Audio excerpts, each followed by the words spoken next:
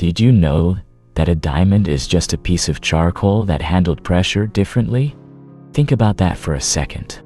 The same elemental stuff, the same carbon, subjected to the same crushing weight and searing heat.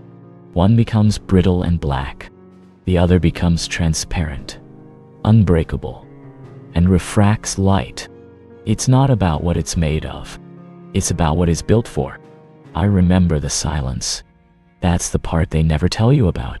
It's not the loud, dramatic no. It's the silence that follows. The email that never gets a reply. The resume that disappears into a digital void. The room where your ideas are met with polite nods, and then the conversation simply moves on. As if you were never there. You start to feel like a ghost in your own life. You speak, but no one hears. You show up, but no one sees. You begin to question your own substance, your own reality. Maybe they're right. Maybe there's nothing here worth seeing. The weight of that silence is immense. It feels like failure. It feels like the end. But what if that silence wasn't a verdict? What if it was an incubation chamber? I started to understand this not in a moment of triumph, but in a moment of complete exhaustion. I had given up. I had stopped trying to be seen. And in that surrender, a strange thing happened. The noise stopped.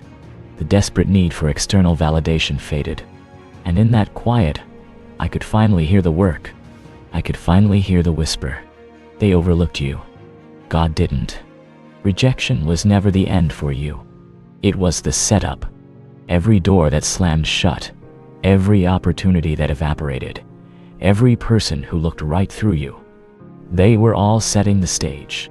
They were clearing the room of the wrong audience, so the right one could eventually hear your voice without distraction. People judge by appearance. They see the shaky hands, the uncertain voice, the empty bank account, the lack of a title. They see the charcoal. But God judges by potential. He sees the diamond hidden in the rough, the future glory buried under the present pressure. He saw your future when everyone else was only seeing your flaws. Being overlooked is a test of faith, not a sign of failure.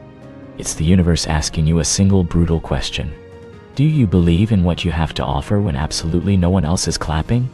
Do you trust the path when it's completely dark and you have no map? Sometimes you're hidden not because you're weak, but because you're being prepared. A seed has to be buried, to be completely enveloped in darkness before it can break open and reach for the sun. If it stayed in the light, admired on the surface, it would never become what it was meant to be. You are that seed. This darkness is not your tomb. It's your nursery. When nobody believed in you, heaven still did. Let that sink into the marrow of your bones. Let it rewrite the story your disappointments have been telling you. Rooms were closed to you. Opportunities were silent. But your name was never forgotten where it mattered most. It was being whispered in places you can't even imagine. Cared for by a cloud of witnesses you can't yet see. The delay was protection. That relationship that fell apart. That job you didn't get. That deal that collapsed at the last minute. Some rejections weren't punishment. They were rescue missions. They were pulling you off a path that would have led to a smaller version of your life. A version that couldn't contain the magnitude of what you are being built to hold. You were never late. You were on God's timing. Man's timing is rushed, frantic, desperate. It's based on quarterly reports and social media trends and comparing your chapter 3 to someone else's chapter 20. God's timing is precise. It's a master craftsman who won't rush the carving of the masterpiece. He is never early, never late. He is always on time. They saw a nobody, a face in the crowd, a replaceable part. God saw a comeback. He saw the story arc before the first sentence was even written. They counted you out. God wrote you back in, and his pen is eternal.